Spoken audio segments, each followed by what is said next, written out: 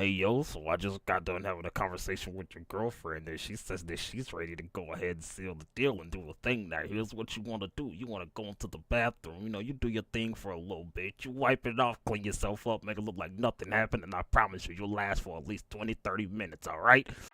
Do you know how hard it was? Like, do you have any inkling of an idea, like the trials and tribulations I had to go through as a nerd in like the heart of Atlanta, Georgia?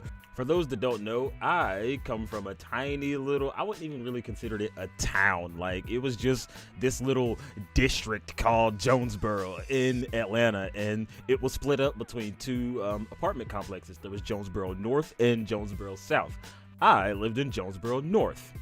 That's not exactly, pivotal to the plot or anything, but yeah, it's just the detail that I was just gonna throw in there. Moving forward, I grew up in the 90s, which was way before you could just go to Walmart and buy a Naruto shirt and some Akatsuki shoes or whatever. Like, this was back when anime was very, very frowned upon. Like, you didn't get cool points for sharing your favorite anime, and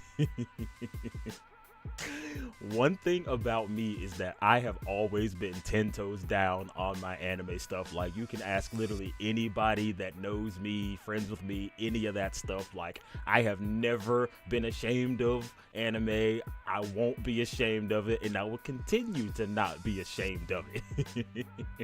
I've been a real nerd since the beginning.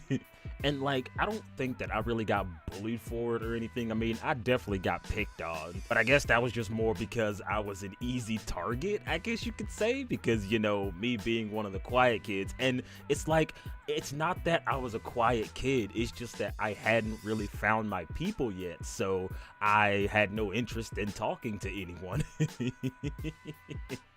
Like, you can miss me with the sports and all that stuff. And if you know anything about living in Atlanta, Georgia, is that it is like the South in general is very sports centric. So if you're not really into sports like that, then there's not a whole lot that you can do in your spare time.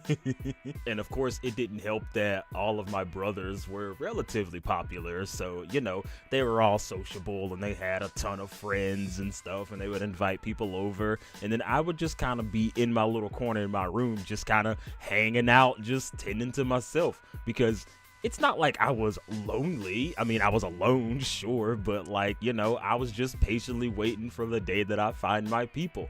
And it was a very, very long childhood. Now, one detail I would like to add is that I am demisexual. Okay. That just means that personality quite literally comes before any of the other stuff. Not saying that, looks don't matter, because they absolutely do. Like, I still have a type, even though my type is like literally all over the fucking place, but we won't get into that right now. Me being so 10 toes down on my nerdy stuff kind of developed this little complex. I wouldn't even really call it a complex, but basically a complex to where I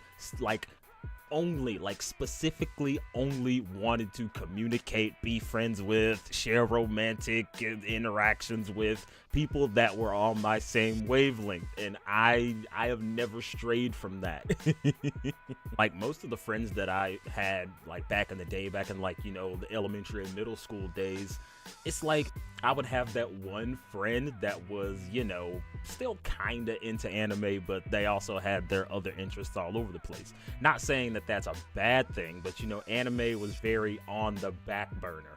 Like, they will be like, oh, I'm hanging with Zabu now, so I guess I'll talk about the anime stuff. And it's just like, you're not really being authentic with me right now.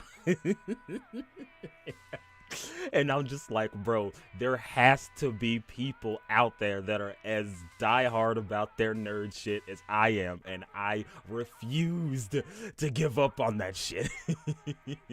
I eventually started calling myself the antisocial extrovert, because while I am a very talkative and outgoing person, it's only with my people. It's only whenever we share a common interest and there's things that we can both talk about. Because when it comes to being in Atlanta, you have to fall into one of two lanes. Either you fall in the sports category or you fall into the fight category. And, I wasn't really a fan of sports, so I pretty much had to fight. And, this was back when, you could literally just set aside your differences by fighting. It's like, oh, you have a problem with me, I have a problem with you. Let's go out in the backyard, we'll kind of duke it out, and then we'll dap it up, and then we'll forget about it. Like, whether you win or lose, it's just like, if you win, it's like, all right, now we can squash that. But if you lose, it's like, goddamn, I kind of got my shit kicked. Then we squash that. And then like that's just it. Nowadays, people don't like bring a knife to school and try to have a stick up or something, so you can't do that anymore. And it absolutely, definitely did not help whenever it came to like dating and stuff like that, because one of the main things that would happen whenever my brothers would bring home, insert person here, 9 times out of 10, they would have a sister who I call the token little sister. And guess what little sister and little brother get to do? I get to go into a relationship that I don't even want to fucking be in. And it just became this notion of just kind of being with this person to be nice, even though I really, wasn't feeling them like that. And of course now, the keyword for today is demisexual. Like, that's pretty much what that means. It's like the personality has to check out. Otherwise, you don't even care what's in front of you. You don't care how cute they are, how they carry themselves, none of that shit, because it's just like we don't share a common interest. Like, bro, I can't gush to you about this anime and you just look through me like you're not even understanding what I'm saying, or like you don't have your favorite anime. We can't hobnob about this shit. We can't go to the same places and do the same things. Like, if I want to cosplay, I want you to cosplay, and you're like, oh, I'm not really with that cosplay. It's like, get out! One of the earliest quote-unquote relationships I can think of is with this chick whose name escapes me, but that's a good thing because I'm not just gonna name drop this person.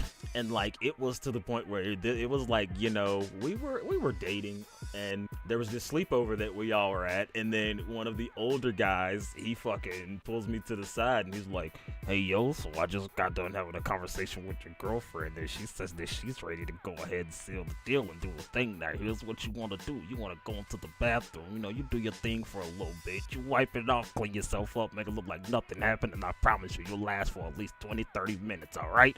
And I'm just like, sir, I am 14. And like I say, she was cute or whatever, but I already knew that she wasn't a nerd. Like, she wasn't into the same things that I'm into. Like, even if they're like different things, like, if I'm an anime fan and you're Game of Thrones and House of Dragon fan, and I'm like, that's perfectly fine because we can swap out on those things and it's still like in the same realm. But if I'm trying to watch anime over here and you're trying to watch the football game, and then you don't care about anime and I don't care about football, then that's where the problems start.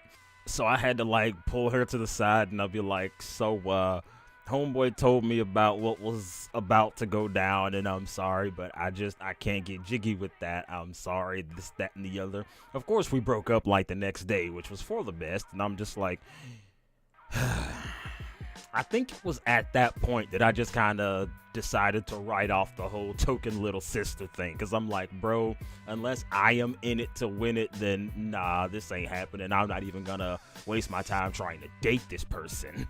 And then we transitioned into high school, and I still haven't quite found my people, so I found the closest thing that I could find to them, and that would be the juggalos and the juggalettes and the scene kids and the metalheads.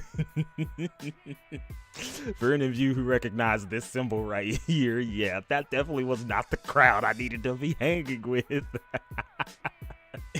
Especially when you realize that, hey, I'm kind of like the only black person in this room right now.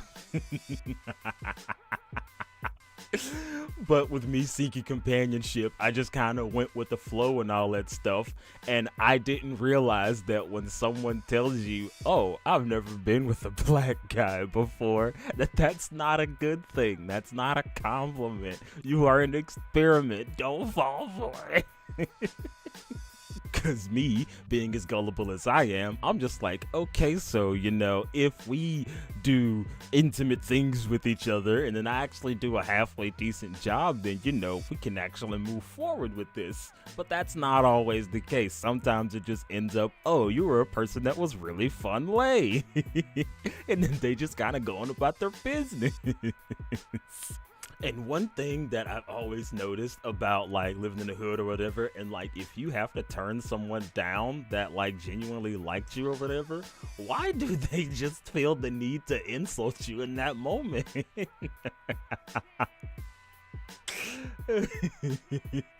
Because, like, if they say that they're feeling you and they want to, like, date or whatever, and you're like, sorry, I'm not interested, and they're like, well, I ain't want to date your stupid ass anyway. And I'm like, what the fuck?